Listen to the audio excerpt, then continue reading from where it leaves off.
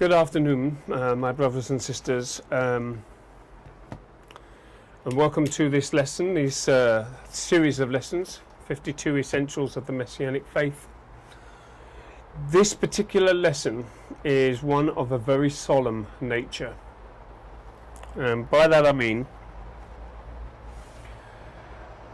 it's my belief, as you'll see from some of the slides that I will introduce at the latter end of this lesson. I have created some slides to show you representations of what is going on with regards to the subject of this lesson, which is Lesson 28, the Lord's Supper. I'm going to speak a little bit before we do this. I have had to do the rewritings of Donald Hunt's work, and it's been incredible to have to learn how replacement theology has permeated virtually every facet of the Christian walk. But the problem is with this particular lesson is that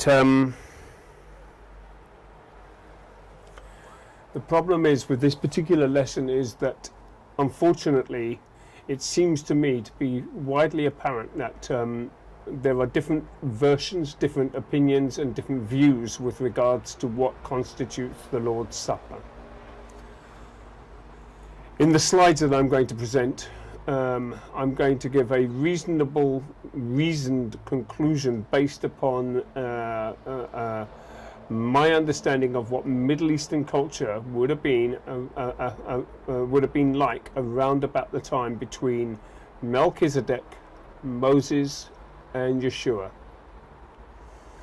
Now, the three principal characters are of Melchizedek, the king of Salem, king of peace, and of Moses, the lawgiver, and of Yeshua, which essentially is prophet and king all combined, which is Moses and Melchizedek in one person.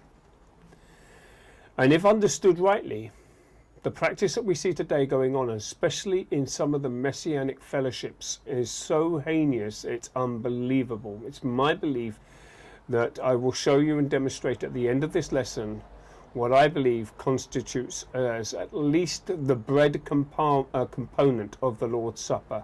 And if it stands to reason that it is unleavened bread, it therefore obviously must read and follow that it also must be unleavened grape juice. Not wine, not alcoholic wine, but unleavened.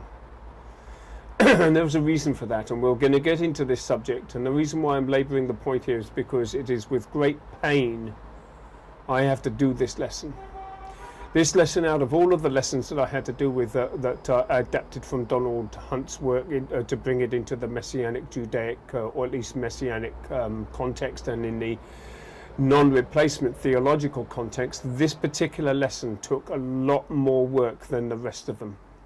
And the reason why is because what has happened is that in the Sunday worshipping churches, they've taken the Lord's Supper and the Sunday worshipping and bonded them together in a way that cannot be easily separated. And in doing so, what has happened is, in the consciousness of the person reading the text, they automatically make some assumptions about, one, the practice and the day of practice. I'm sorry to say this, but it's my belief that if you study in forensic detail, you will not come to the bonding of the Sunday worshipping and the Lord's Supper as being the way it's been presented in the modern Sunday worshipping churches is the practice that they participated in at the time of Melchizedek, Moses, and Yeshua. The reason why I say that is because you'll see from the presentation, and I will give you a description at the end of this lesson so that you can see what I believe is going on. I have some slides which I've made for this presentation, and when you see that, you'll understand, and clearly you will deduce the same. Without further ado, I have to present this lesson, and I am presenting this lesson in a very solemn manner. And in doing so, I intend to try to demonstrate throughout this lesson. What we're going to do is we're going to read through lesson 28. Today's lesson is lesson 28, the Lord's Supper. And I ask by way of a prayer that those people who are following these lessons approach this specific subject with a great deal of prayer. Without further ado, let's continue.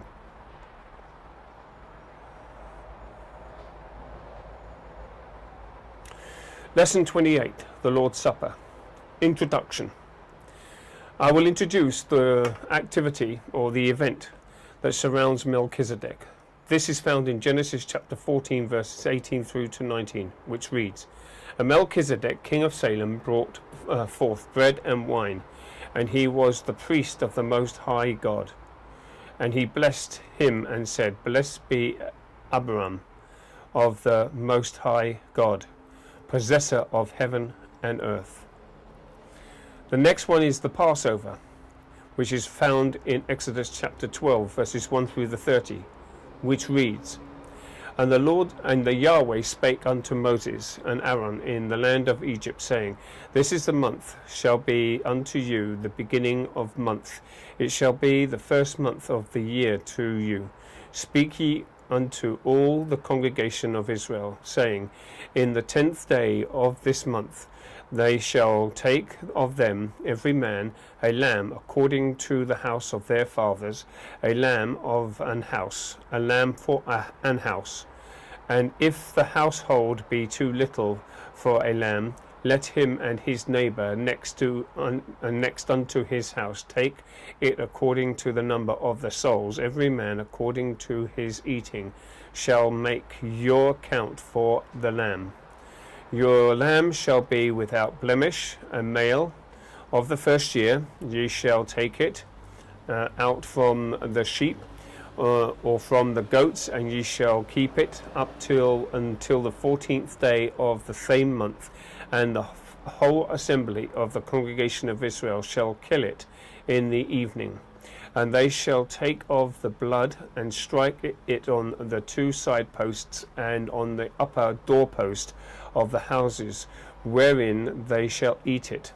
And they shall eat the flesh, and in that night roast with fire and unleavened bread with bitter herbs, and they shall eat it.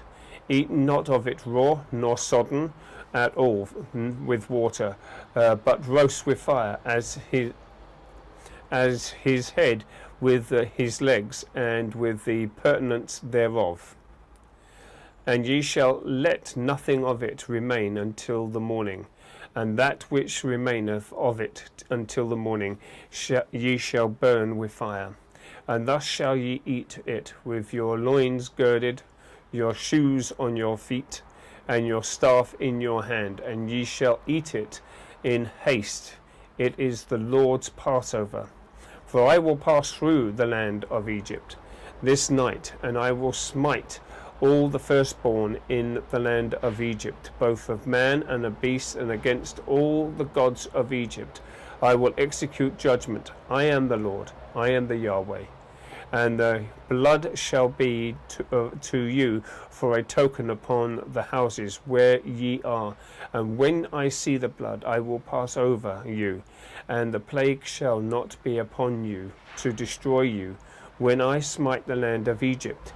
And this day shall be unto you for a memorial, and ye shall keep it a feast unto the Yahweh throughout your generations. Ye shall keep it a feast by an ordinance forever. 7 days shall ye eat unleavened bread, even the first day, and ye shall put away leaven out of your houses. For whosoever eateth leavened bread from the first day until the 7th day, that soul shall be cut off from Israel. And in the first day there shall be an holy convocation, and in the 7th day there shall be an holy convocation to you. No manner of work shall be done in them, save that which every man must eat. that only may be done of you. And ye shall observe the feast of unleavened bread, for in this selfsame day I have brought your enemies out of the land of Egypt, brought your armies, out of the land of Egypt. Therefore shall ye observe this day in your generation by an ordinance forever. In the first month, on the 14th day of the fourth of the month at evening, ye shall eat unleavened bread until the 21st day of the month at evening. 7 days shall there be no leaven found in your houses. For whosoever eateth that which is leavened, even that soul shall be cut off from the congregation of Israel, whether he be a stranger or born in the land. Ye shall eat nothing leavened in your habitation. Ye shall eat unleavened bread. Then Moses called for all the elders of Israel, and said unto them, Draw out and take you a lamb according to your families, and kill the Passover.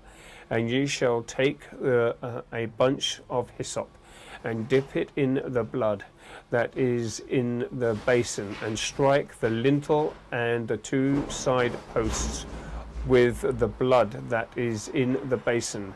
And none of you shall go out at that door of this house until the morning. For the Yahweh will pass through and to smite the Egyptians. And when he seeth the blood upon the lintel and the 2 side posts, the Yahweh will pass over the door, and will not suffer the destroyer to come in unto your houses to smite you. And ye shall observe this thing for an ordinance to thee and to thy sons forever.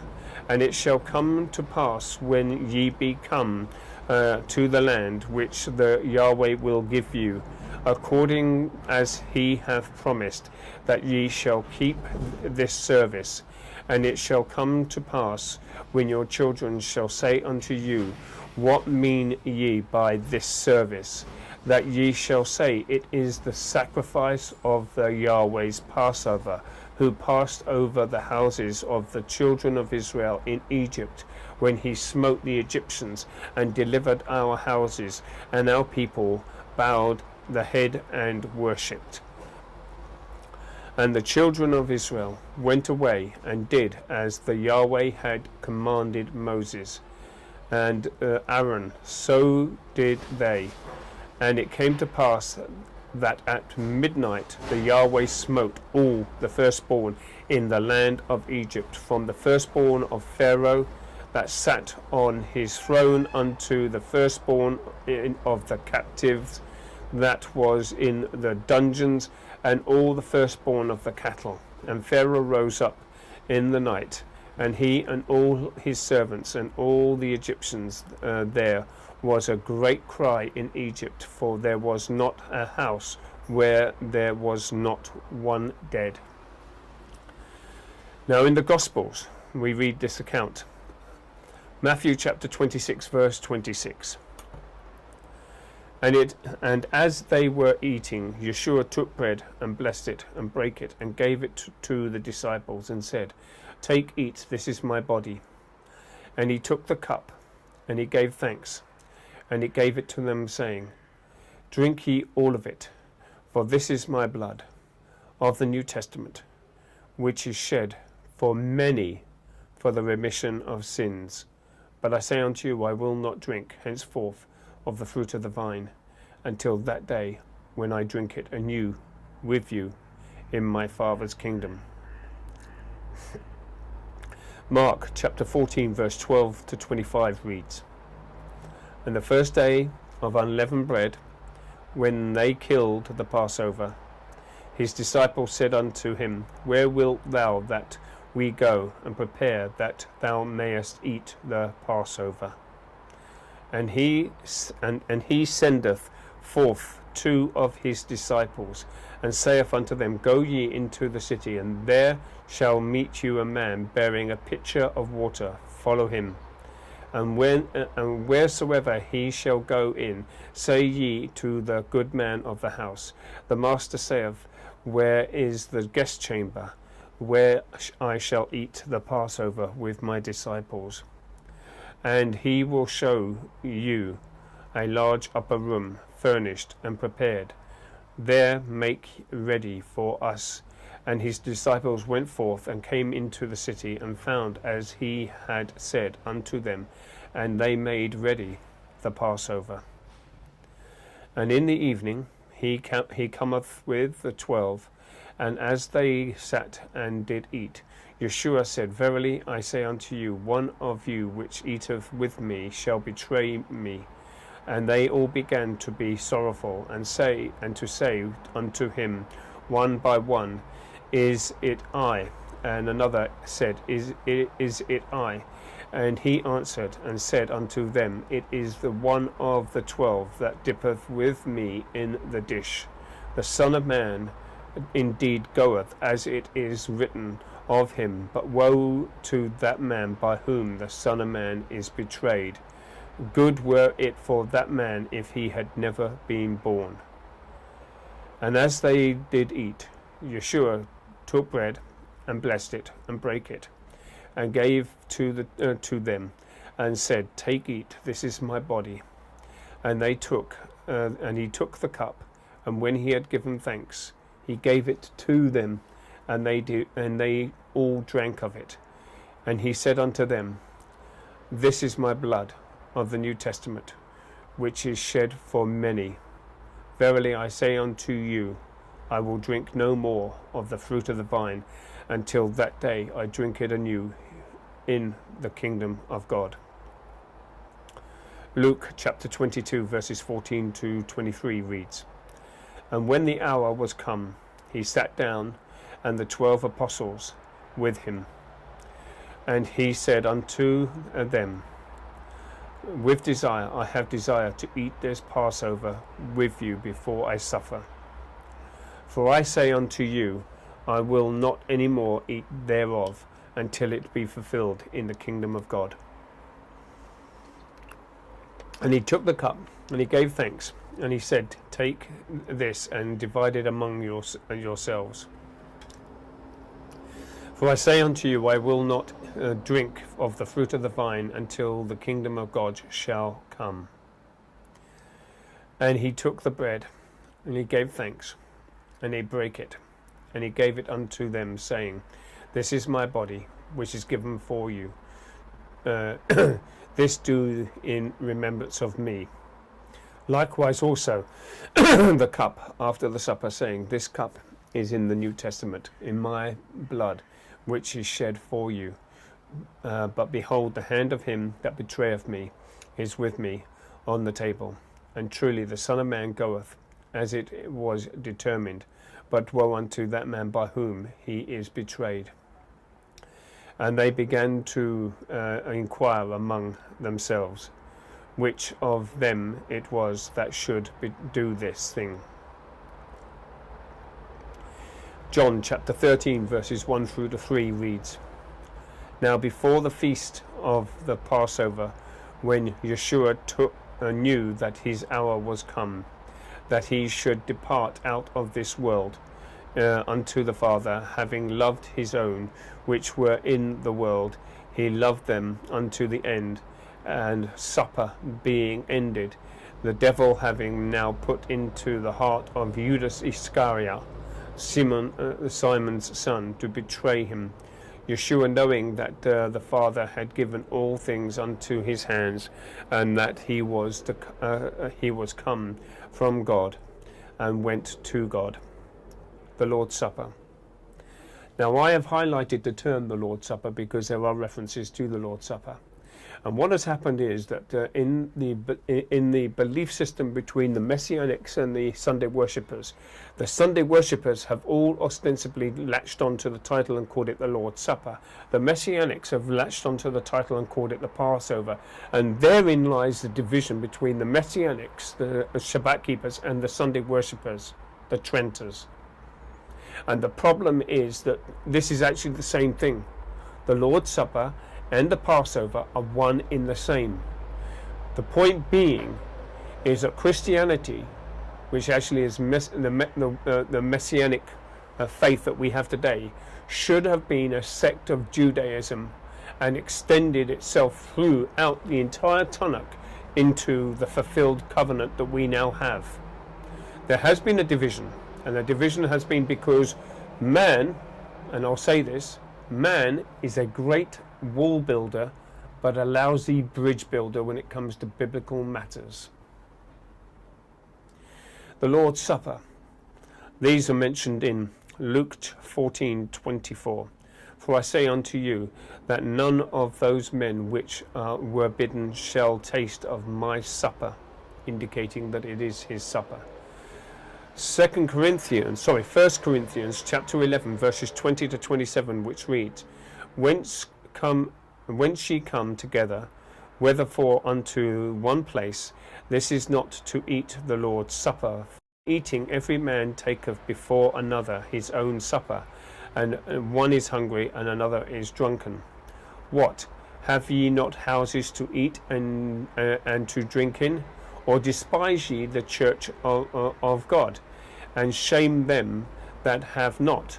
What shall I say to you? Shall I praise you in this? I praise you not. For I have received of the Lord that which also I delivered unto you, that the Lord Yeshua, the same night in which he was betrayed, took bread, and when he had given thanks, he brake it, and said, Take, eat, this is my body, which is broken for you. Do this in remembrance of me. After the same manner also he took the cup, when he had supped, saying, This cup is in the New Testament in my blood. This do ye, as oft as ye drink it, in remembrance of me. For as often as ye eat this bread and drink this cup, ye do show the Lord's death till he come. Wherefore whosoever shall eat this cup and eat this bread and drink this cup of the Lord unworthily shall be guilty of the body and the blood of the Lord.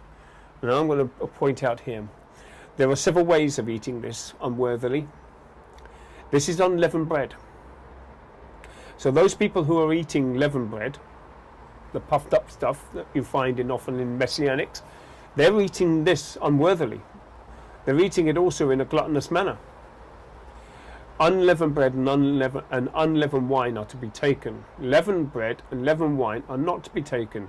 I have been to Messianic fellowships where they actually eat leavened bread, drink alcoholic wine. And they justify it by what?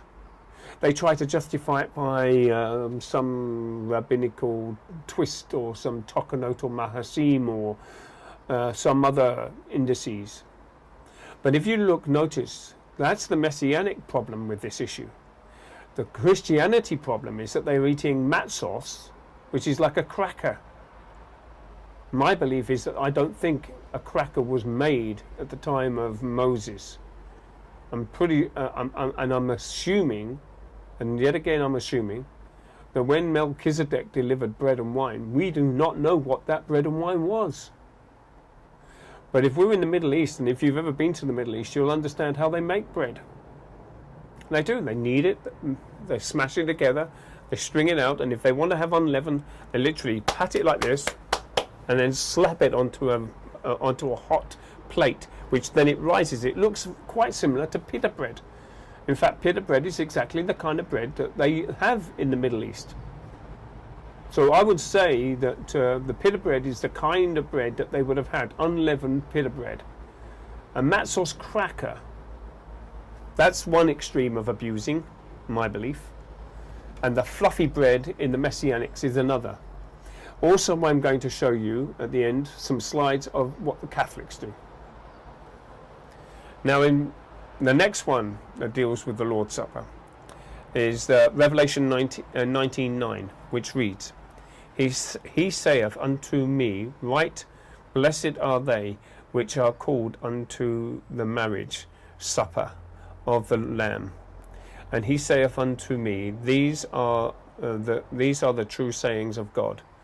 Revelation chapter 19, verse 17, which reads, And I saw an angel standing in the sun, and he cried with a loud voice, saying, To all the fowls that fly in the midst of heaven, come and gather yourselves together unto the supper of the great God. Part 1, Lesson 28. The institution of the Lord's Supper. Yeshua himself instituted it at the very solemn gathering with his disciples in the upper room, where they had met to eat the Passover. It was the night that he was to sweat, as it were, drops of blood, agonizing in prayer, the night that he was to be betrayed, the night that his disciples were to forsake him, the night that he was to be denied, the night that he was to be tried, misrepresented, falsely accused, mocked, beaten, and unjustly condemned. It was the night before his torturous death on the cross, or storers. On this night of immeasurable sorrow, Yeshua, in the presence of his disciples, took bread, and when he had given thanks, he brake it, and said, "Take, eat, this is my body, which is broken for you, and this do in remembrance of me." After the same manner also he took the cup, and when he had supped, saying, "This cup is in the New Testament in my blood. This do ye as often as ye drink it in remembrance of me." 1 Corinthians chapter 11 verses 23 to 25, which reads,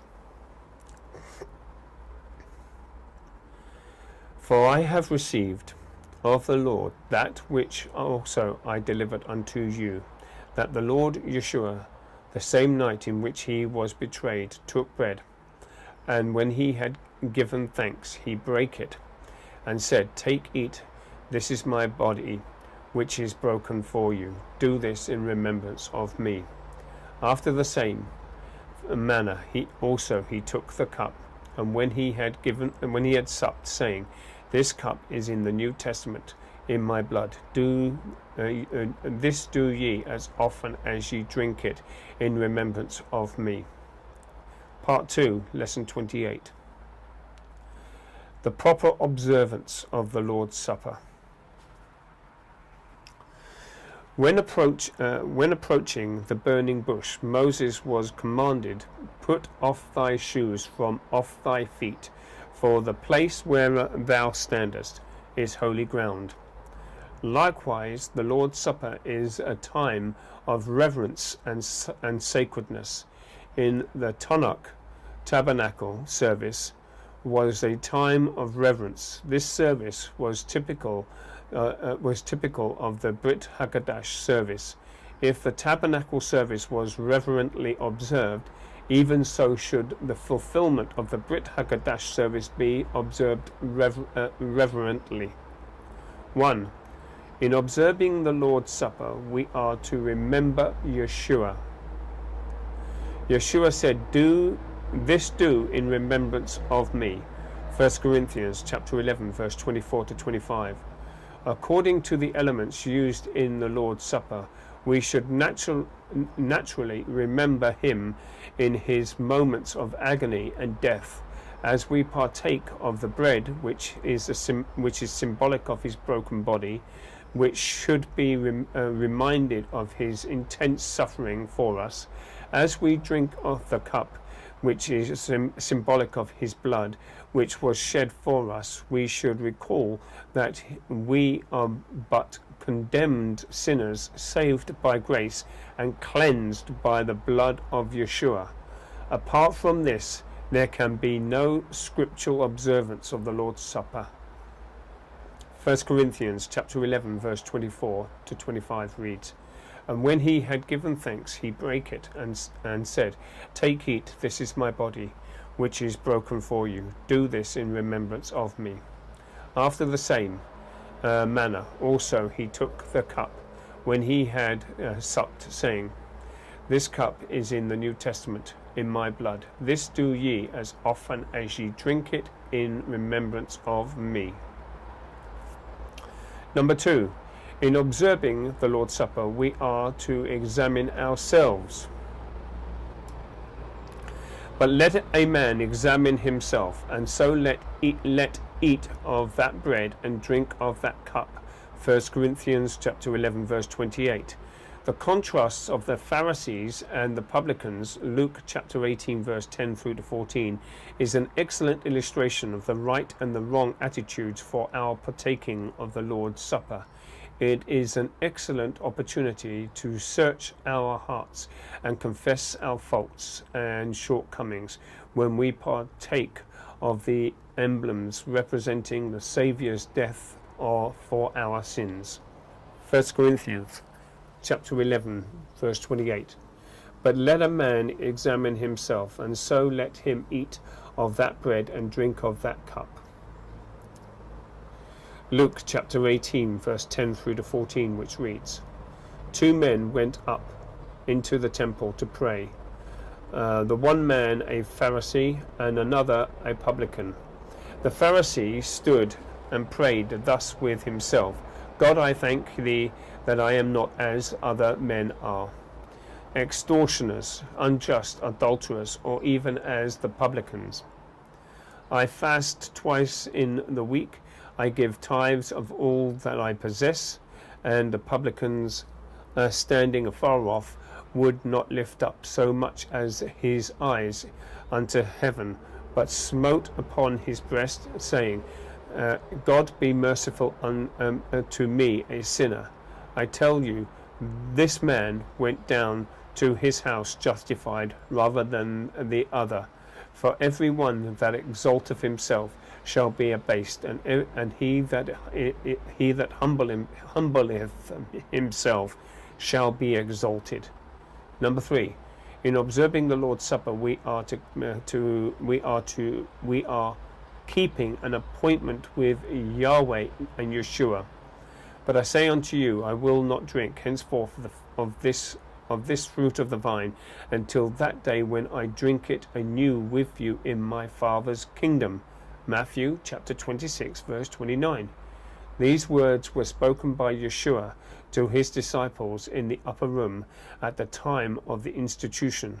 The words incorporate his promise to be with them in their observance. Thus, the idea of communion is embodiment in a proper observance of the Lord's Supper. If we are to meet Yeshua in communion, certainly we should be in the spirit of Yeshua. Matthew chapter 26 verse 29, which reads, But I say unto you, I will not drink henceforth of this fruit of the vine until that day when I drink it anew with you in my Father's kingdom. Number 4, the proper observance of the Lord's Supper is a proclamation of Yeshua's death, which is to be perpetuated until he comes again. For as often as ye eat this bread and drink this cup, ye do proclaim the Lord's death until he come. 1 Corinthians chapter 11 verse 26. The faith of the gospel is proclaimed week after week to an unbelieving world, as long as the Lord's Supper is properly observed. The modernists cannot drain the gospel story of the saving blood. In this sense, the Lord's Supper has great evidential value. 1 Corinthians chapter 11 verse 26, which reads, For as often as ye eat this bread and drink this cup, ye do show the Lord's death till he come. Number 5, the scriptural observance of the Lord's Supper is a weekly partaking. The first century apostolic Bet Knesset met on the Shabbat every week, but there is a subject that needs a little attention, and that is the passage in Acts that needs to be looked into, and this is the case found in Acts where the disciples gathered at the house where Eutychus was, and this meeting is very interesting for many reasons. here, but I will mention it as it is one of the most misused passages to try to state that there was a change in the day of worship. First, let us consider the time of day this meeting took place. They lit their candles. So what time was this? It was evening, and they were gathered here This will be the first day of the week. Now, this is very important to make this known, as the term first day of the week only ever appears in the scriptures 8 times, and only once in the entire Tanakh, and that is in the book of Genesis and in the first 2 chapters. It is to do with the creation week, and that is all. Now I'm bringing this subject up to because of a fatal error that Sunday worshiping Christians make, because they think that the passage in Acts is a clear indication that Yahweh and Yeshua had changed the day of worship. This I will deal with in another lesson, so as on the subject of this nature. But suffice as to say, this meeting in Acts was for something else other than worshipping. And I will deal as I said with with that in a separate lesson. For this reason, the passages in Acts cannot be used to describe the weekly observance of the Lord's Supper, as this is something different. And as for the term breaking of bread, I will deal with this in the same lesson. But just to mention it here, I will state that this breaking of bread here is more of a communal meal, not the Lord's Supper. Number 6, the Exodus account of the Passover. Read Exodus chapter 12 verses 1 through to 13, which reads, "And the Yahweh spake unto Moses and Aaron in the land of Egypt, saying, This month shall be unto you the beginning of month. It shall be the first month of the year to you. Speak ye unto all the congregation of Israel, saying, In the 10th day of this month they shall take to them every man a lamb according to the house of their fathers, a lamb for an house. And if the household be too little for the lamb, let him and his neighbour next unto his house take it according to the number of the souls. Every man according to his eating shall make you your count for the lamb. Your lamb shall be without blemish, a male of the first year. Ye shall take it out from the sheep or from the goats, and ye shall keep it up until the 14th day of the same month. And the whole assembly of the congregation of Israel shall kill it in the evening. And they shall take of the blood and strike it on the 2 side posts and on the upper door posts of the house wherein they shall eat it. And they shall eat the flesh in that night, roast with fire, and unleavened bread with bitter herbs. They shall eat it. Eat not of it raw nor sodden at all with water, but roast with fire his head and his legs and the purtenance thereof. And ye shall let nothing of it remain until the morning. And that which remaineth of it until the morning ye shall burn with fire.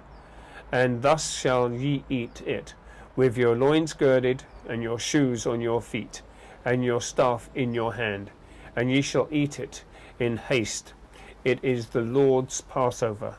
For I will pass through the land of Egypt this night, and I will smite all the firstborn of the land of Egypt, both man and beast, against all the gods of Egypt. I will execute judgment. I am the Yahweh. And the blood shall be to you for a token upon your houses where ye are. And when I see the blood, I will pass over you, and the plague shall not be upon you to destroy you when I smite the land of Egypt. The Passover event has its history in Genesis chapter 14 verses 18 through to 20 in the enigmatic priest of the Most High, Melchizedek, who brought bread and wine. This was a foreshadow of the Exodus event, Exodus chapter 12 1 through to 13, in which the Israelites took a lamb without spot or blemish and roasted it, and placed the blood on the lintel and the doorposts of the houses of the Israelites, and ate it with unleavened bread and bitter herbs. But if one reads the whole chapter in Exodus, one will find that this is an event that is laid out to show the foreshadowing of the Messiah and his blood sacrificed for our sins. First, the bread was to be unleavened, leaven being that of yeast, which represents corruption.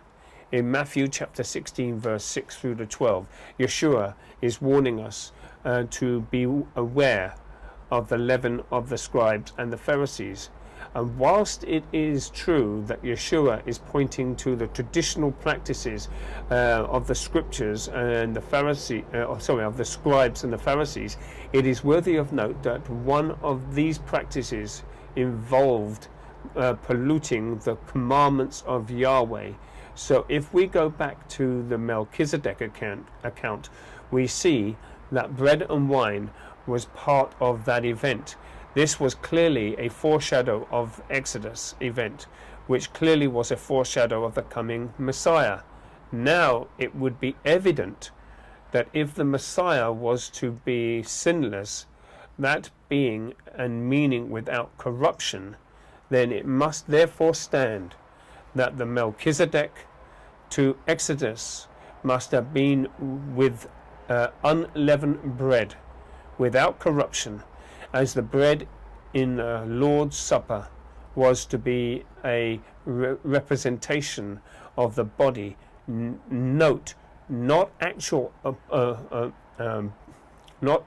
body, but a representation of the body of the Messiah. And the main reasons for the unleavened bread was: 1. It was because the Israelites did not have time to allow the bread to rise, as they were going to have an immediate evac that night from Egypt. Number 2, it was to point to the time where their Messiah would present his sinless body. Number 3, it was also to represent the perfect word without traditions and corruptions. And as such, thus also one more part of the Mosaic covenant that would be fulfilled in the body of the Messiah, and this was tied into the shedding of blood for the Lamb, which also points to the Lamb of Yahweh, that being Yeshua. Therefore I deduce that the Lord's Supper and the Passover are one in the same. Genesis chapter 14 verses 18 through to 20, which reads, "And Melchizedek, king of Salem, brought forth bread and wine, and he was the priest of the Most High God. And he blessed him and said, Blessed be Abram of the Most High God, possessor of heaven and earth. And he blessed, and blessed be the Most High God, which have delivered thine enemies into thine hand. And he gave him tithes of all." Exodus chapter 12 verses 1 through to 13, which reads, "And the Lord spake unto Moses and Aaron in the land of Egypt, saying, This month shall be unto you the beginning of months. It shall be the first month of the year to you. Speak ye unto all the congregation of Israel, saying, In the 10th day of this month They shall take to them every man a lamb according to the house of their fathers, a lamb for an house. And if the household be too little for the lamb, let him and his neighbour next unto his house take it according to the number of the souls. Every man according to his eating shall make your account for the lamb. Your lamb shall be without blemish, a male of the first year. Ye shall take it out from the sheep and from the goats, and ye shall keep it up until the 14th day of the same month. And the whole assembly of the congregation of Israel shall kill it in the evening, and they shall take of the blood and strike it on the two side posts and on the upper doorpost of the house, wherein they shall eat it. And they shall eat the flesh in that night, roast with fire, and unleavened bread, and bitter herbs. They shall eat it. Eat not of it raw, nor sodden, at all with water, but roast with fire, his head and his legs, and the purtenance thereof. And ye shall eat nothing of it, and ye shall let nothing of it remain until the morning. And that which remaineth of it until the morning ye shall burn with fire. And thus shall ye eat it, with your loins girded, your shoes on your feet, and your staff in your hand. And ye shall eat it in haste. It is the Lord's Passover. For I will pass through the land of Egypt this night, and I will smite all the firstborn in the land of Egypt, both man and a beast, and against all the gods of Egypt I will execute judgment. I am the Yahweh. And the blood shall be to you for a token upon the houses where ye are.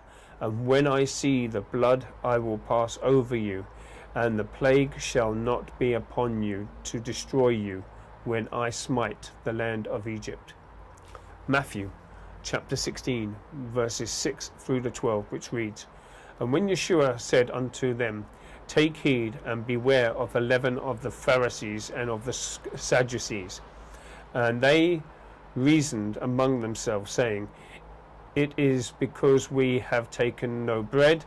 Which when Yeshua perceived, he said unto them, O ye of little faith, why reason ye among yourselves, because ye have brought no bread? Do ye not yet understand, neither remember the 5 loaves of the 5,000, and how many baskets ye took up? Neither the 7 loaves of the 4,000, and how many baskets ye took up?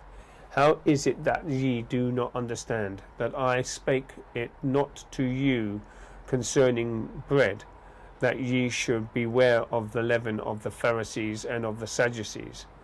Then understood they how that he bade them not to beware of the leaven of bread, but of the doctrine of the Pharisees and of the Sadducees. Part 3, lesson 28, which reads, The grave condemnation attached with an improper observance. True worship must be done in spirit and in truth. John chapter 4, verse 24. Mere ceremonialism is abominable in the sight of Yahweh. Thus the Hebrew prophets denounced Israel's worship of Yahweh incorrectly when Israel went a-whoring and played the whore. Isaiah chapter 1 verses 11 through to 15, Amos chapter 5 verse 21 to 23. So when Paul wrote to the Corinthians, who had turned the observance into a riotous and drunken feast, having given them proper instructions as to the true spirit of partaking, he said, Wherefore whosoever shall eat this bread and drink this cup of the Lord unworthily, in an unworthy manner, shall be guilty of the body and the blood of the Lord. 1 Corinthians chapter 11 verse 27. In other words, if the Lord's Supper is not observed as it should be, We are guilty of the body and the blood of Yeshua. This is no small matter. He continued, for he that eateth and drinketh unworthily in an unworthy manner eateth and drinketh damnation to himself, not discerning the Lord's body. 1 Corinthians chapter 11 verse 29. One who partakes merely ceremonially drinks damnation to himself because of an improper observance. In Corinth, Paul could write them that this was the explanation for the unholy condition of many of the Corinthian church. For this cause, eating and drinking in an unworthy manner, many are weak and sickly among you, and many sleep. 1 Corinthians 11 verse 30.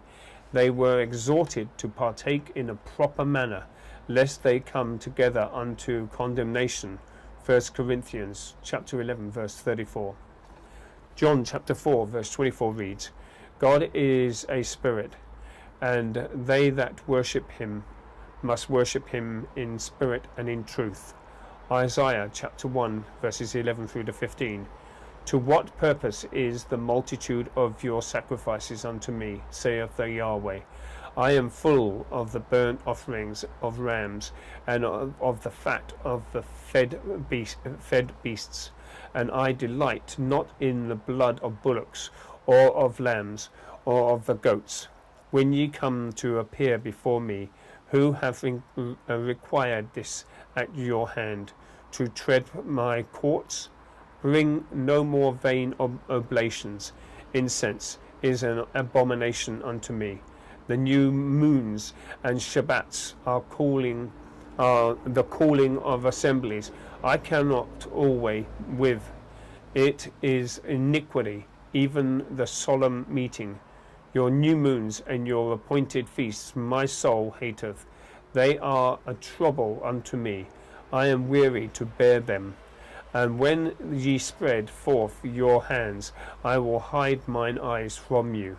Yea, when ye make many prayers, I will not hear. Your hands are full of blood. Amos chapter 5 verses 21 to 23, which reads, I hate and I despise your feast days.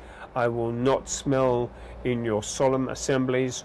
Though ye offer me burnt offerings and your meat offerings, I will not accept them. Neither will I regard the peace offerings of your fat beasts. Take thou away from me the noise of thy songs, for I will not hear the melody of thy vows. 1 Corinthians chapter 11 verse 27, which reads, Wherefore whosoever shall eat this bread and drink this cup of the Lord unworthily shall be guilty of the body and the blood of the Lord. 1 Corinthians chapter 11 verse 29, which reads, For he that eateth and drinketh unworthily eateth and drinketh damnation to himself, not discerning the Lord's body.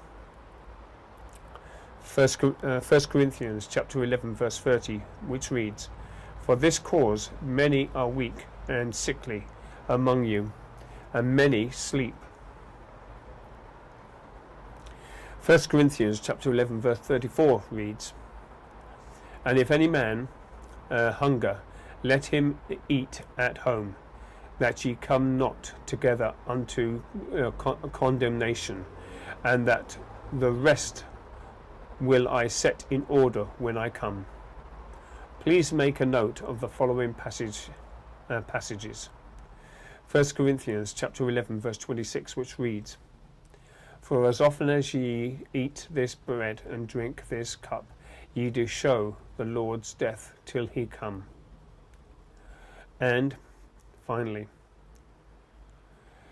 1 Corinthians chapter 11 verse 29, which reads, For he that eateth and drinketh unworthily eateth and drinketh damnation to himself, not discerning the Lord's body.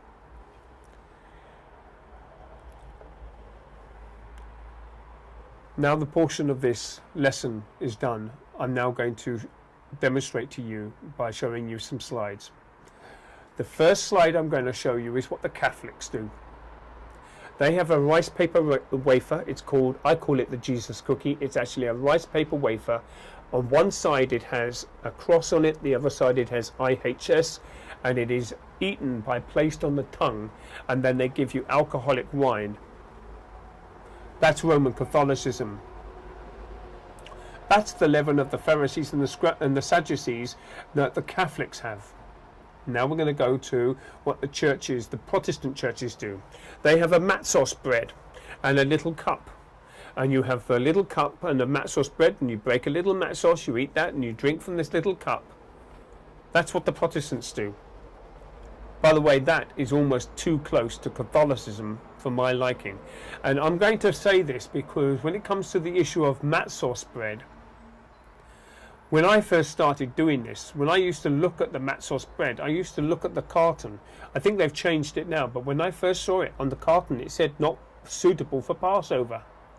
So how can you have matzos bread where it says on the carton not suitable for Passover? I think you get the picture. Too close to Catholicism. So then you have that. That's on one side. Then we're going to look on the other side of the Messianic and Protestant Sunday worshipping divide. Now we have the Shabbat keeping Messianics. And what do they participate in? They participate in this fluffy bread. And you'll see the picture. And this fluffy bread is what they participate in. And they have alcoholic wine. In other words, they are correctly imbibing in the leaven of the scribes and the Pharisees. Now, my belief is that the leaven represents corruption. Why on earth would you be having a fluffy bread that has clearly been risen in some bakery somewhere? Do you see the point? The whole point of the Passover was that it was to be unleavened bread. Primarily why? Because they were about to flee Egypt and they didn't have time to let the bread rise. Point being, we have to be moving quick, fast and furious through the word, but in a way that we are getting rid of the leaven of the scribes and the Pharisees. Leaven is not just about your doctrine, it is also about physical practices that we do in the kingdom of Yahweh. Without further ado, I'll show you the slides and I hope you understand what I'm trying to drive at here. And in conclusion to this whole matter, I must logically and reasonably and biblically deduce that the Passover and the Lord's Supper are one in the same. Thank you very much. Be blessed with this lesson. Until the next lesson, thank you. Bye.